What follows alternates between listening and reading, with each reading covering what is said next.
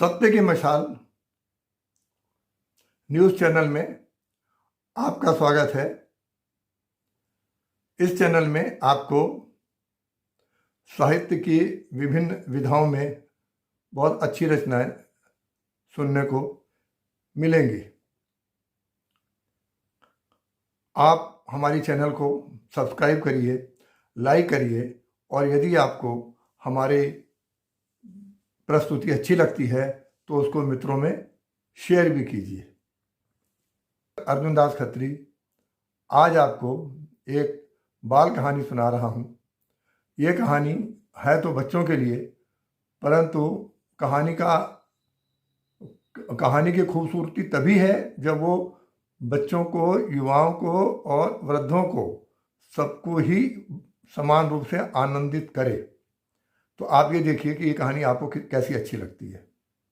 यदि आपको कहानी अच्छी लगे तो आप इसको अपने मित्रों में शेयर भी कीजिए और हमारी चैनल को सब्सक्राइब करिए, लाइक करिए।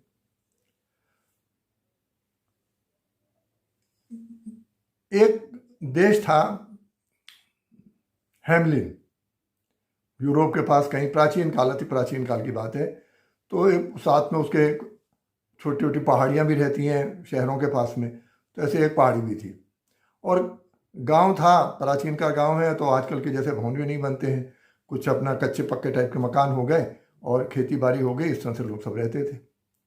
अब होता क्या है कि जब खुले क्षेत्र होते हैं तो वहाँ चूहों की भरमार हो जाती है। अब चूहे घर में आ गए तो आपको परेशान तो करेंगे, मानेंगे नहीं। अब वहाँ उस क्षेत्र में हुआ ये कि चूहे बढ़ते बढ़ते खूब सारे चूहे हो गए। एक दो भी चूहे नहीं, कोई छोटा चूहा, बड़ा चूहा, इतना बड़ा चूहा, इतना बड़ा चूहा, इतना बड़ा चूहा, बड़े बड़े चूहे, बड़ी दूर दूर तक बिल उनके बने हुए। भागे तो कहां से कहां चले जाएं। अब चूहों को पकड़ना इतना आसान नहीं होता कि आप पिंजरा लगा दो तो उसमें पकड़ में आ जाए। कितने सारे चूहे आप पकड़ोगे? अरे एक दो आए तो उसको पिंजरे में पकड़ सकते हो। कितने सारे इतने बड़े बड़े चूहे पिंजरे में जाएंगे कहां से? अब उनके साथ समस्या ये हो गई लोगों के साथ कि वो चूहे, जब जहां देखो वहां चूहे। वो देखा तो वो टेबल के ऊपर चूहे, तो रसोई में चूहे, तो कमरे में चूहे, तो अलमारी कोई रखी है तो उसके ऊपर चूहे, कोई और सामान रखा है उसके ऊपर चूहे। अब कूद रहे हैं, धड़ाधड़ कूद रहे हैं। सामान गिरता है तो उनको और खटपट हुई, बड़ी मजा आ रही है उनको। अब लोग बड़ा परेशान हो गए। अच्छा, रात में सोए तो वो चूहे आते थे। अब शरारत करने की उनको आदत पड़ गई थी। उनको लगता था शरारत करने में बड़ा आनंद है। क्यों? खाने पीने में तुमको रोक थी ही नहीं, जहाँ चाहो काट पीट के खाना पीना शुरू कर दिया।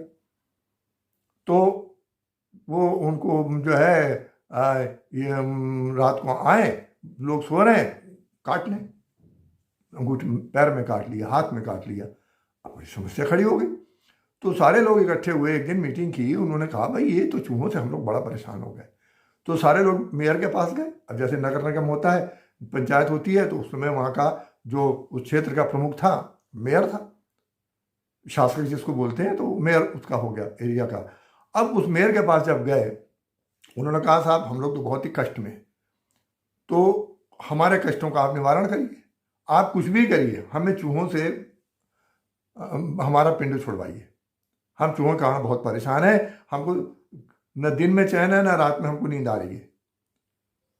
तो अब मेयर भी क्या करें? अब उसने लोगों से पूछा। लोगों ने कहा साहब चूहों को पकड़ना तो आसान नहीं है, इतने सारे चूहे हैं, दो चार तो है नहीं, उसको आप कितने जहर खिलाओगे, कितना क्या करोगे? फिर उसने कहा अच्छा एक काम करो, दूर दूर तक डुग्गी पीट दो।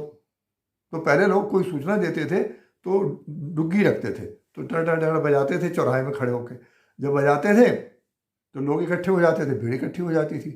फिर वो जो वहाँ रहता था साथ डुग्गी बजाने वाला, वो फिर अपनी बात कहता था तो लोग उसको सुनते थे। फिर वहाँ से आवाज़, बातें जो है और लोगों को प्रसारित होती जाती थी। तो इस प्रकार से उसने अपने एरिया में दूर दूर तक डुग्गी भिजवा दी कि जो व्यक्ति सारे चूहों से हमको मुक्ति दिलाएगा, हम उसको बहुत इतना बड़ा झोला भर करके सोने की मोहरें देंगे। अब देखिए, छोटा मोटा उसने नहीं दिया, पुरस्कार रखा।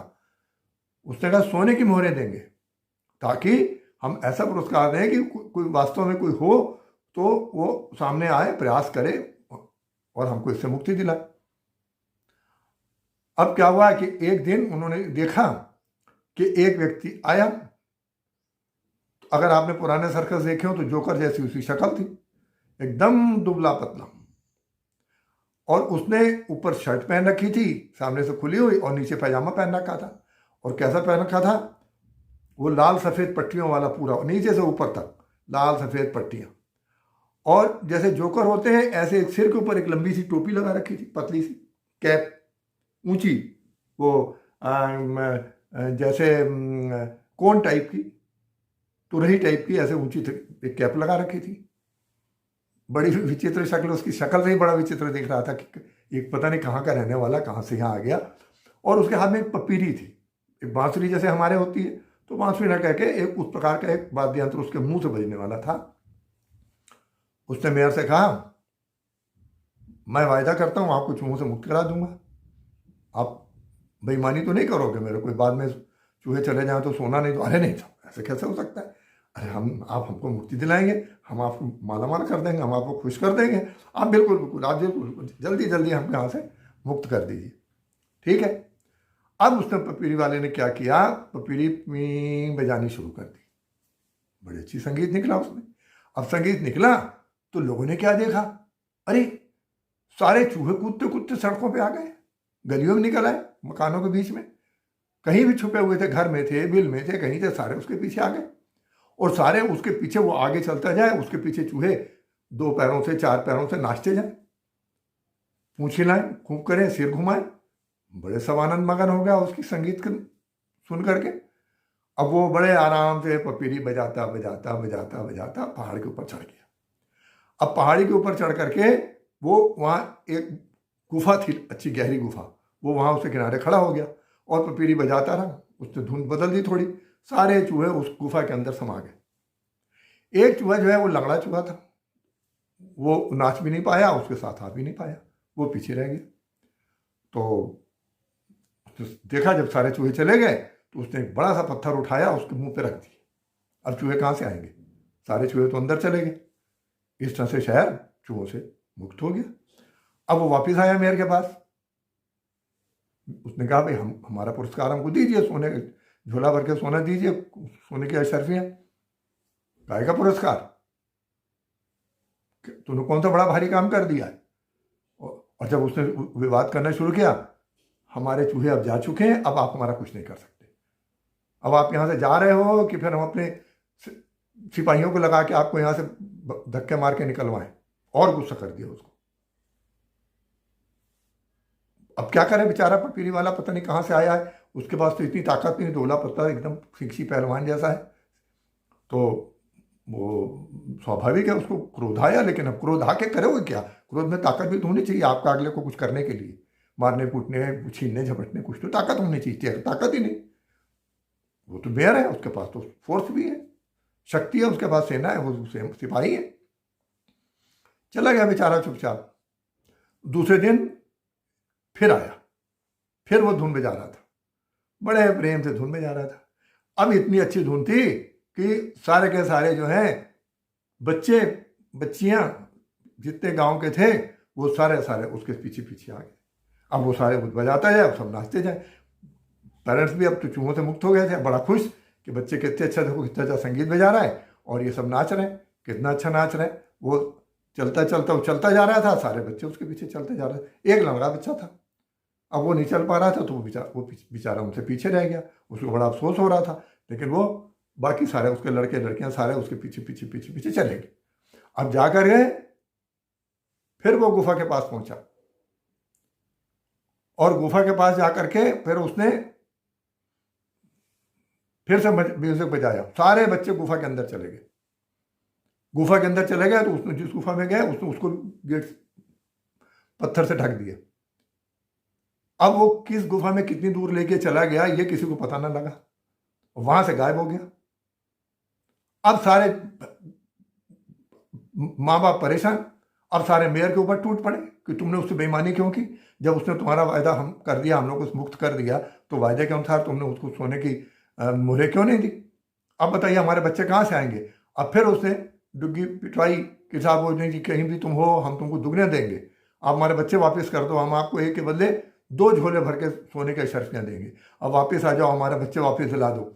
तो वो जो है उसको अब उसको उस पर भरोसा नहीं रहा और इस प्रकार से जो है वो वहाँ से वापस नहीं लौटा, ताकि जो ये वादा खिलाफी की है इसने, झूठ बोला है, उसकी कीमत इसको समझ में आए कि मैंने क्या किया। एक गरीब के साथ मैंने उसकी पारिश्रमिक ना दे करके उसको अपने वायदे के अनुसार उसकी राशि ना दे करके जो मैंने बेईमानी की है, तो सारे लोग मेयर के ऊपर टूट पड़े।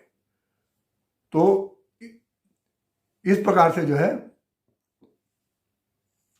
अब उनको रहना पड़ा बच्चों के बिना, गांव पूरा सुनसान हो गया और बहुत दुखमय सारा सबका जीवन चलने लगा।